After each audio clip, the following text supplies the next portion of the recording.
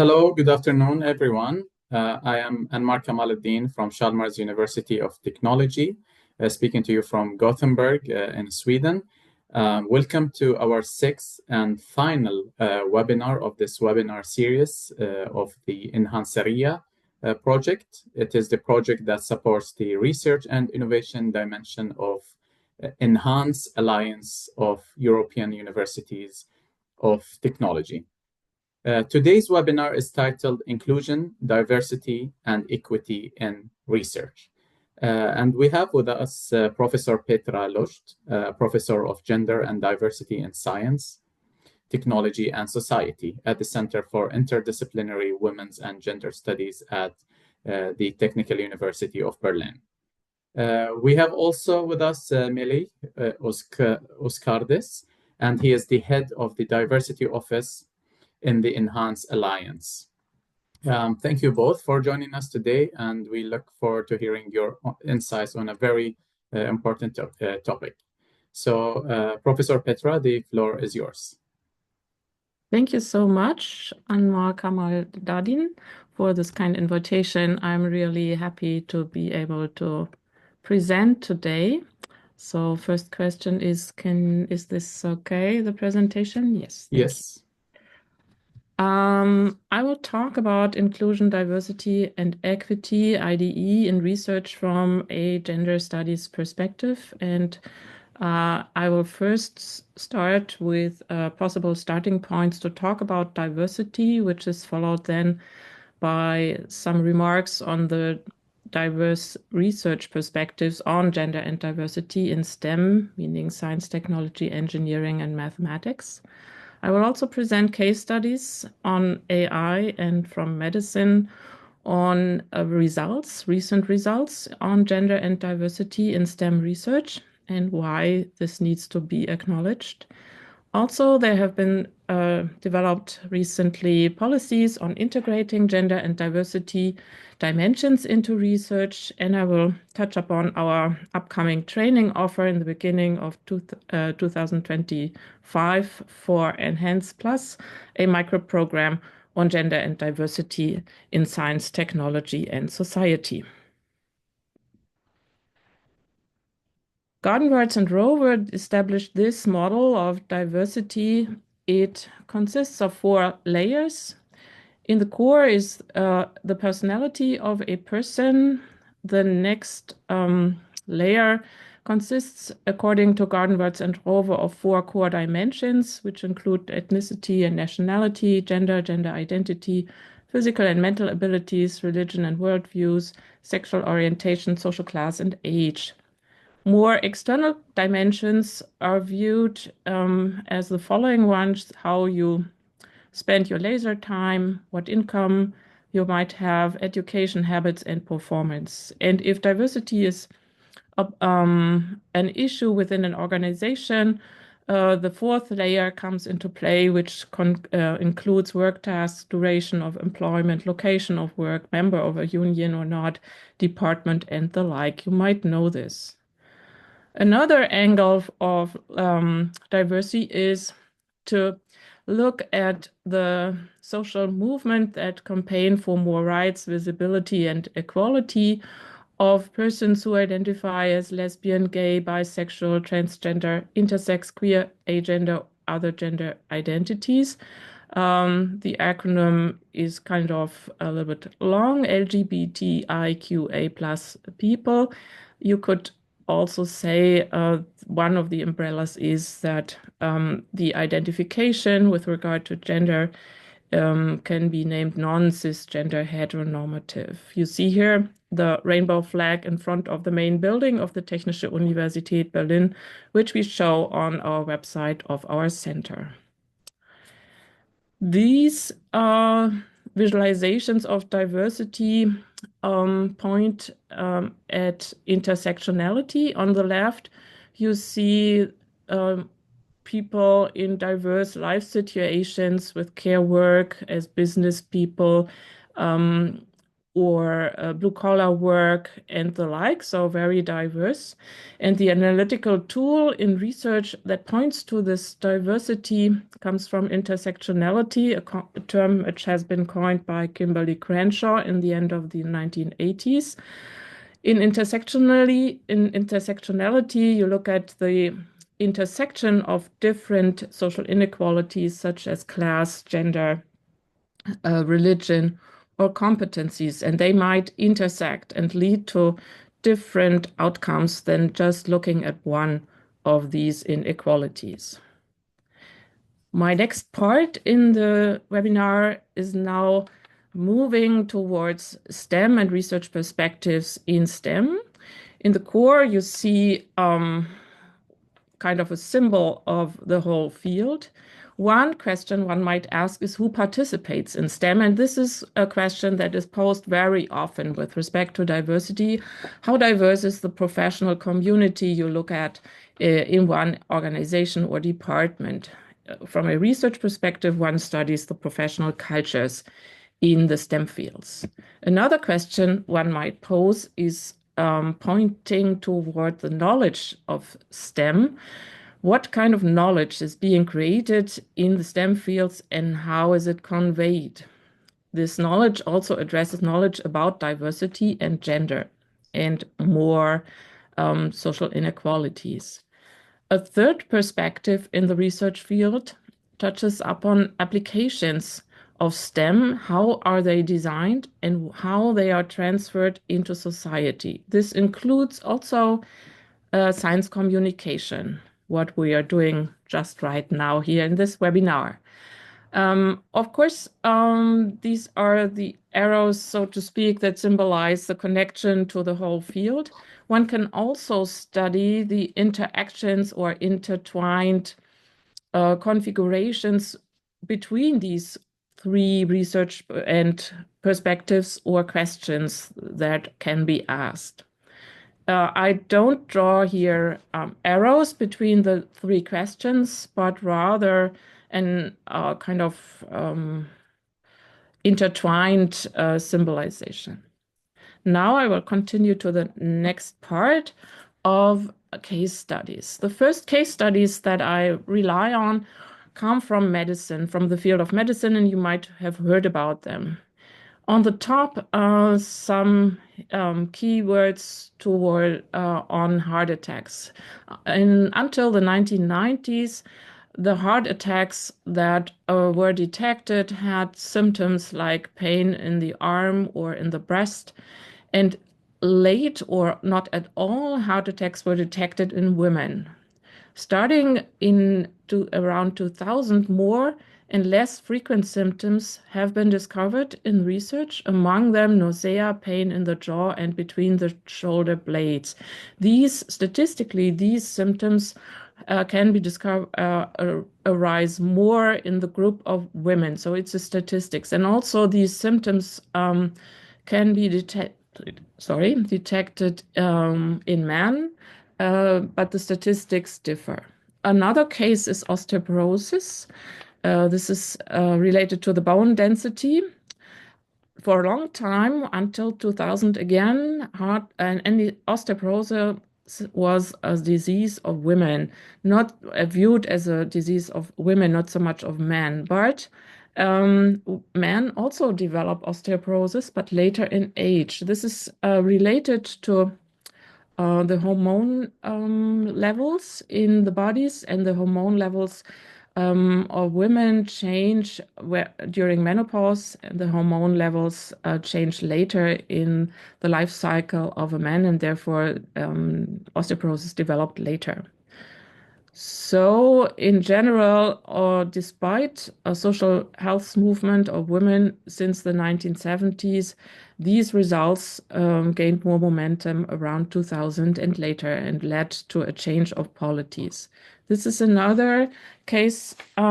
It's on a case of so-called intersexuality in science, medicine, and law. A short history: before 1900. The Prussian law in the German context, I rely here on the German context, the ambiguity of sex was acknowledged and it was possible to not give at birth or assign a binary category of gender to a child at birth. During the 20th century, in the field of medicine, many treatments got established after World War II, and hormonal and other forms of interventions became very usual. After 2000, the German Ethics Council recommended to stop these treatments, and this was followed by changes in law. The latest change has started or has entered into force on November 1st of this year, so 3.5 weeks ago. It's now easier in the German context to change one's gender marker to female, male, or diverse, or don't have any gender marker assigned. I put in here the categories male, female, diverse, and no entry. This has also entered the research arena. The German Research Foundation has funded a huge cluster on sex diversity, and the goal is to investigate from interdisciplinary perspectives the variety of biological sex, also including sociocultural and historical contexts. Another example from medicine is the development of vaccines. The German Research Foundation put in place policies to enhance the validity of research results through integrating gender and diversity, in German Gender and Vielfalt, into the research design. And they give an example that shows that COVID-19 wasn't developed by diverse parts of the population equally. So it varies with older age, male sex, obesity, comorbidities, and poverty. And also the ethnicity comes into play, as this review publication shows. Now I turn to more into engineering fields and more technical fields and give two case studies or two examples. One is the development of crash test dummies.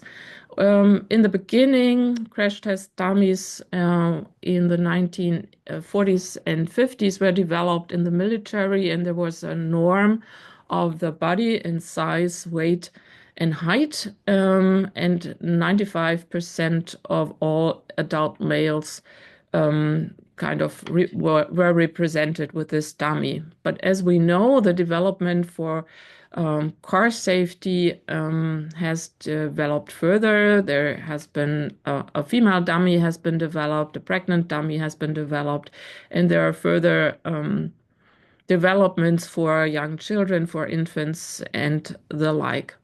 Mercedes-Benz uses this also in the development for safety issues for their cars. They market this with the notion that they have used more than 20 crash test dummies during the test cycles when they develop a car. And here on the right, you see an illustration for this developments. Another example is AI, bias and discrimination in AI. On the left, you see the case of facial recognition. It has been shown by Buolamwini at MIT that gender shades lead to misgendering of our AI of women and darker-skinned individuals. On the right, you see the example of recruitment. It is proposed that AI helps to recruit on neutral basis without, reducing biases. But there are also studies that show that a bias is implied since AI is trained, the algorithms of AI are trained with existing data. And if the existing data refer to traditional or to former recruitment processes where, for example, white men were selected as the persons that will be hired. This is then reproduced through AI. I give credit to Corinna Barth, who also participated as an expert in our training offers to present these cases at the Enhanced Schools on Gender and Diversity in SDS. And this is, for me, a good opportunity to let you know that the next training offer is coming soon. We have developed during the last 2 years a training offer on gender and diversity in science, technology, and society, together with our colleagues within Enhance, Julian Irlenkäuser, Melih Özkardes. And this training offer is offered actually by the Technische Universität Berlin and our center, including our team, and particularly Bärbel Maus, the coordinator and initiator of a particular study program. The goal of these training offers is to understand gender and diversity as context-related results of historical, political, social, and cultural processes, how gender and diversity are intertwined with science, technology, and society, and last but not least, to convey case studies on professional cultures of STEM, AI, robotics, sustainability, climate change. The registration for the next training offer will open on 1st of December, and you will get to know about this through, for example, the Enhanced newsletter or websites. The training offer is a hybrid one. It consists of an introductory module online in February and March, of a second module that takes place on site here in Berlin at the Technische Universität Berlin. We invite experts, and those who can participate can expect group work, selection of a study project, and also museum visits. This is my last, almost my last slide here. For example, if you visit the Museum of Communication, the visualization of the entrance hall is shown on the left. You see robots, or there are robots in this museum in the entrance hall, and actually they are gendered. They have a female and a male name. On the right, you see the skeleton of a dinosaur in the Museum for Natural History, and you can also investigate and explore the colonial history of this skeleton. Thank you for your attention. If you're interested, you can go onto my linked account or onto the website of my chair, or reach out to me via email. Thank you so much. Thank you, Petra. I think I will just take over and continue our insights. Let me just share my screen here, where hopefully everyone can see now the slide. Please give me a sign if this is the case. Or Petra, can you see my slide now? Yes, okay, thank you. Yeah, right. I also invite everyone to join this presentation, open it, because there will be 2 interactive questions during the presentation. But first of all, thank you, Petra, and thank you, Almar, for the invitation, and thanks everyone for joining.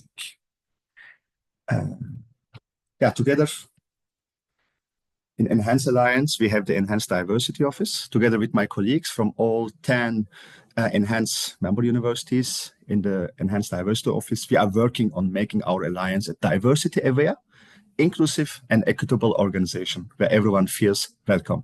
Although I'm not a researcher myself, my work focuses on creating conditions that researchers and others can benefit from to thrive and succeed. Together, we will explore how considering diversity, inclusion, equity, and also belonging can drive societal impact of research. I changed the slide again. And in research, diversity means embracing complexity. Inclusion creates space for diverse voices, and equity ensures fairness. And belonging, at the end, transforms research teams into innovative communities. These principles, when applied to research, can significantly enhance its societal relevance and impact. Rather than focusing directly on research practices, in my part, I will just highlight the academic environment that shapes how we conduct research. I will share observations and insights and hands-on approaches from a critical organizational perspective with the aim of empowering researchers to engage with these principles in their work, in your work maybe. It is important that we talk about this, as research work is not also exempt from issues of lack of diversity, exclusivity, and inequity. And this brings me to my question that I want to share with you. So let me put it also in the chat again with the question. Please answer to that according to your opinion. What is the most pressing issue in research work in terms of inclusion, diversity, equity, and belonging? So please answer now and do not overthink. Just share the first thought that comes to mind in this quick interactive exercise. Remember, there are no and right, wrong answers, and your responses will remain anonymous. Yeah, this will just give me a sense of where your priorities or challenges lie. Take a moment to answer now. Let's see. There are some trust, prejudice, awareness, fairness, business as usual are already the first things added. I will just wait a couple of seconds. Don't overthink, just add that comes to your mind. Prejudice, diversity, awareness, resources. Yeah. Thanks for those who already share. You can add even more during the presentation. Okay, it's good to see this collection. I think we will address this all. And let me start with diversity in the next minutes. Diversity means the representation of different perspectives and identities and lived experiences. And it does matter because it is fundamental to research excellence and innovation. When your research aims to benefit society, you must account for the diverse identities and backgrounds that exist in the world. Research that overlooks this intersectional diversity will only serve a small portion of the society, limiting its relevance and impact. If diversity is ignored, there is a consequence. Research outputs can even unintentionally harm other groups. For example, medical research or product development, like drugs or medical devices, have historically overlooked certain populations, like, for example, women, leading to harmful consequences for them even. You can learn more about this also in some resources that I also shared in the presentation. You will have it, of course, to explore more. A diverse research team brings a variety of perspectives. Research has also shown many times that diverse teams are more innovative and effective at solving complex problems. But diverse teams might have also more conflicts with each other. So that's why researchers need conflict management skills as well, to learn how to create new chances coming from conflicts. As research community, it is important to acknowledge this all and to be prepared. I recommend exploring also the guidelines that for bias-aware selection processes developed by the Enhance Alliance. It's a tool that can help you build diverse teams that are less affected by bias and ensure more diversity in recruitment. The link is in the presentation. And in the field of diversity part, it is important to have some reflection questions. I have for each part one question. This question about diversity works well. Think about your research team, how diverse it is, especially in terms of intersectionality. How might that diversity or lack of it shape the direction, relevance, and impact of your research work? Part 2, inclusion. Inclusion means creating an environment where diverse voices are not just present, but also actively heard, valued, and empowered to contribute. In research, this goes beyond just having a variety of people in the room. It means also making sure everyone feels respected, their opinions matter, and their contributions are integral to the team's success. There are barriers, of course, barriers to inclusion, microaggressions especially, as a subtle but harmful behavior that can contribute to exclusion. There are more exclusive practices in research, referring to behaviors or policies or cultural norms that unintentionally also marginalize underrepresented groups. This can be about unconscious bias or exclusion of marginalized individuals from decision-making, language barriers, and lack of psychological safety, for example, in research settings. But what can we do? What are possible actionable strategies? It is important to foster a safe space for dialogue, creating an environment where team members feel comfortable sharing their ideas and concerns without fear, providing also anti-bias training to equip your research team with the tools to manage biases. The Enhance Alliance offers also regular anti-bias lunch breaks. You can also find the links about this kind of offers in the presentation. Inclusive communication training, also another very important topic in research collaborations, to encourage open and inclusive communication to ensure that all voices are heard and considered. There is also another training specifically designed for staff members such as researchers offered by Enhance Alliance. Right now in Enhance for the next year, we are working on a mentorship program for underrepresented groups in research. Enhance is developing a cross-border mentoring program for female early career researchers, addressing the issue of the so-called leaky pipeline, where talented women are often lost in the transition from academia to higher academic leadership roles. And a fitting reflection question to this part is, what steps can you take to ensure that everyone on your team feels included and valued? Part 3, equity.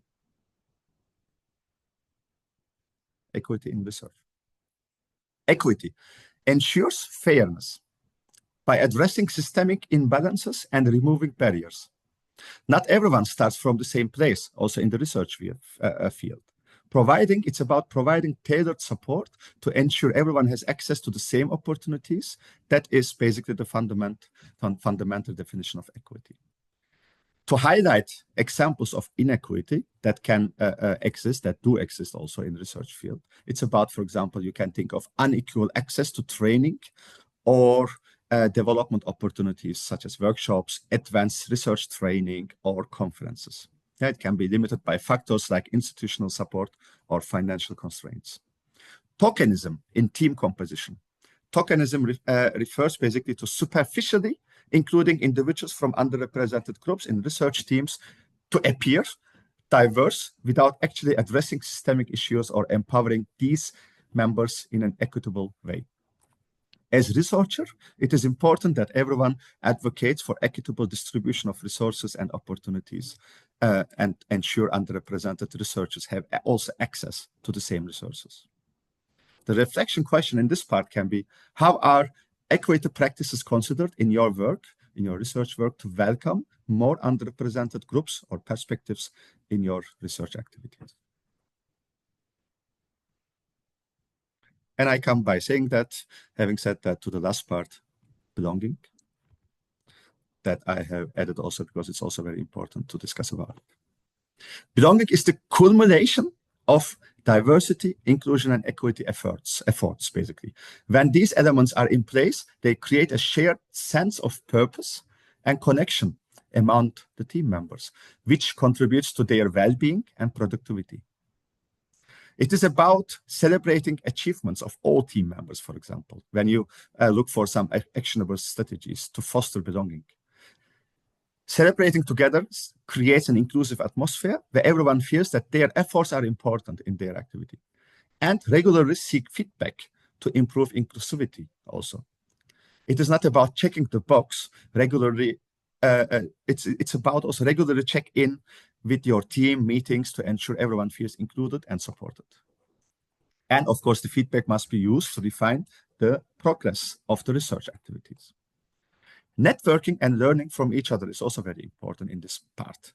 In academia, networking is essential, not only for career development, but also for creating a sense of community and shared learning. At Enhance Alliance, we facilitate networking with colleagues across institutions. By sharing experiences and best practices, we can avoid reinventing the wheel and help each other integrating all these perspectives into research in an impactful way. The researchers have a role. They have a role as agents for change. Researchers must also take an active role in shaping the academic environment they are in. They must speak up when they witness exclusion, discrimination, or any form of harm. Being critical of your academic environment and identifying areas where belonging is lacking can drive systemic change in the research world. We must challenge inequities. Integrating diversity, inclusion, equity, and belonging principles in research increases also, or let's say builds trust in science, ensuring its relevance and fairness for all. This trust, on the other side, strengthens also even democracy by empowering the society for making informed decisions and fostering equity in the society. Researchers are not just passive participants in academic life. They are active agents for change. One example of active bystanding is to speak out against gender-based violence or any other form of harassment within the research environment or in generally academic environment. As part of the Enhance Alliance, we are also working towards ending gender-based violence in academia. For example, just a couple of days ago, our partner Podimi has published a relevant MOOC on the topic, how to become an active bystander. You can also find the link to this public learning opportunity in the presentation. And Enhance also, as an alliance, published a statement to call for action to end the gender-based violence, especially in academia. If you are involved in sustainable entrepreneurship or innovation, I also recommend to use the support pack for diversity and inclusion in sustainable entrepreneurship and innovation in Enhance, with lots of hands-on ideas. That is also a public resource that Enhance has had developed in cooperation with Chalmers a couple of years ago. Looking at both presentations you heard today from Petra and me, now we have a final question to you, and I will also put it in the chat and change the slide, and so invite you to answer that. So what is the one idea or action you will take to promote inclusion, diversity, equity, or belonging in your research work or in your work in the academic world? So please feel free to answer what comes to your mind in this short time without overthinking. Just a quick exercise. Let's collect some spontaneous answers, and it's anonymous. Feel free to add anything that comes to your mind. I will just wait a couple of seconds.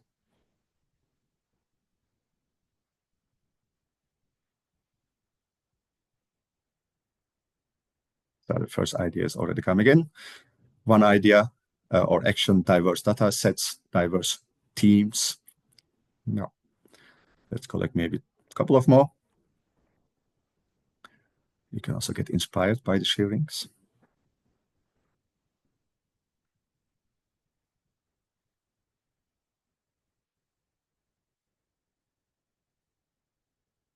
And one more, maybe I will leave it there, using an IDE workshop to explore temporality and bias as part of the innovation evaluation. And genders are represented in dataset and research informants. Communication on the need to include the diversity, etc. Thank you. We will also put it off, keep it in the presentation that will be shared with you. Let me recap it a bit and then take up questions for us, both of us. It is just important to integrate all these parts into the every stage of your research to create meaningful societal impact. And now I think looking at this series of webinars, it was the last one of Enhance area today that you are visiting, the last webinar. And I think it is great to finish this series with a webinar about inclusion, diversity, and equity as the most cross-cutting topics in the academic landscape. If you are interested for our work, we invite you to follow us in social media channels of Enhance Alliance and on our homepage, but also register our monthly newsletter, for example, like Petra already said. And let me also put the link in the chat of that. And with this slide that I want to share with you and invite you to really reflect on that. To keep in mind, in research also, diversity is being invited to the party. Inclusion is being asked to dance. And equity is being offered the song you like. And belonging is dancing like no one is watching. Thank you. Thank you very much, Petra and Melih. Very interesting presentations, nice insights, and a very nice ending. I really like the party and the dancing analogy. So now we open the floors for questions. So please feel free to write them in the chat or the Q&A function. Or if you prefer, you can raise your hand and we will turn the mic on for you to speak up. In the meantime, I do have a question. It is based on like having worked in academia in Sweden for many years. And one of the practices, and actually it is a legal requirement that for PhD thesis defense, that both in the assessment or the grading committee, both men and women are represented. There is at least one man and at least one woman in the committee grading this research, this doctoral research. What are your views on that? Like when the regulation states that it has to be done that way. So, in other words, some might argue, isn't it better to prioritize the experts in the topic rather than forcing both genders to be represented in such committee? What are your views on that? Please, Petra, you go first if you want. Yeah, I'll answer it. I think it's a step forward to kind of, include more social groups on the one hand. On the other hand, it is important that actually also the persons on the committee are experts, and in that case, maybe also experts on gender and diversity issues to reflect on possible biases and on the whole procedure. So I think in PhD committees, we don't have that in Germany, but we have it in other committees or in political parties, that political parties decided they want to include a more diverse politicians even. So, for example, the German government is now younger than ever and more diverse than ever, which is good since the standpoints are included. But there needs to be a reflection on this because not every person is conscious just because of a biological or assigned biological sex. Thank you, Petra. Yeah, just very briefly. Generally, I think speaking, it is good to try out different concepts, looking at the historical realities that we have between genders and men and women. And normally, despite advantages and disadvantages or criticism on this kind of ideas of forcing gender equality, for example, in this kind of committees or structures, I think without doing that, we will never know if it works. This is a little bit my pragmatic approach. Yeah. And this is being done. And of course, not the perfect way, possibly with some disadvantages. And but without doing these kind of equity measurements, we will never find out. And the process is too slow. We need like 60 years officially, statistically, until we can really talk about gender equality in Europe, looking at the gender equality index in Europe. And so that's why I think let's try out this kind of pragmatic approaches. I welcome them. Yeah. But the reflection is very important, exactly, to learn. Yeah, and I think such actions and trying these kind of things, at least it has the advantage of helping normalizing things, especially like certain fields in research are predominantly occupied by men or by women. There are, of course, some fields that has a certain gender dominance, right? So I think this normalization kind of helps, and that sends a message. Yes, Petra. Yes, but next step would be to include all diverse groups into a committee, so 15 members in a committee. Sounds funny maybe, but there's a serious note to it, the normalization. What does it mean, the normalization in that context? And this is a normalization maybe also of heteronormativity, thinking of, this is the balance, and there is some connotation towards that. And that is very critical, I think. Yeah. In the long run, but I like Melih's approach of being pragmatic, maybe trying it out and then see where it leads.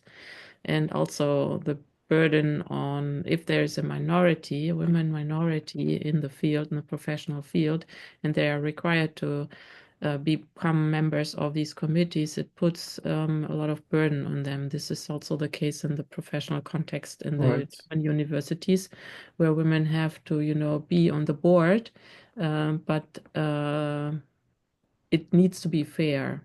Yeah. Not place, the burden on the group of a certain minority to change the world. It's really up to the leaders to change the world, I think, in their responsibility, because they can change many things. So don't leave out the leading bodies of an organization in these processes. This is my part on it, but there also needs to be trust in these leaders, and this is a crucial issue in these times, as we know. Thanks for your reflections. And actually, speaking about pragmatic and being practical, it just reminded me, maybe not specifically research, but part of Enhance when we organized the summer school in sustainable entrepreneurship and innovation. Of course, we keep these issues in mind when inviting the speakers. And in the first version of the summer school, we were very successful at least from gender diversity. We have both genders represented almost equally, actually, in the first. But then in the second year, although we strived, but you have a lot of things to take into account: scheduling, coordination, availability. And unfortunately, we didn't manage to create or to reach the balance that we wanted for the simple reasons of availability and logistics. So sometimes, even if you strive to do it, sometimes you have to just be practical. So I don't know if that's necessarily a bad thing. No, exactly. Yeah. If there is no question, so far I don't see. Yeah. I just want to add two more words. We are always ending up discussing in Enhanced Diversity Office. It's not specifically about research or for research, but it fits also there. It's dialogue and tolerance. Because when we discuss about diversity and want to consider this in our work or in our activities, of course, it's about also creating a space for dialogue, for understanding, especially in times of social media where we all are ending up in bubbles and so on. So the contact with other perspectives are not that easy anymore. And I think in a research world also, this you can end up as a researcher too easily leaving out this as perspective and forget about this dialogue about very different opinions about your research topic, for example. It's not only just one way opinion. And the other thing is tolerance, because when we become more diverse in our teams, in our organizations that fosters research, it's also about, I addressed it a little bit about conflicts that can occur. It doesn't have to be conflict there, but it can happen more easier. And we have to also develop the skill of tolerating different opinions, to be okay with it. And I think this kind of is a barrier also in the research and academic environment, generally speaking, something to train on. Yeah, I think so. I agree with you. Like sometimes we are very, very much staying in our bubbles, and we need to be more active and being more open-minded and in acknowledging other perspectives. And I think we should be definitely more active with that. I think it's time to wrap up this webinar. Melih and Petra, thank you very much for your time, for your efforts in preparing for this webinar, and for sharing very important insights and in a very important topic. And it was a very nice ending of this webinar series.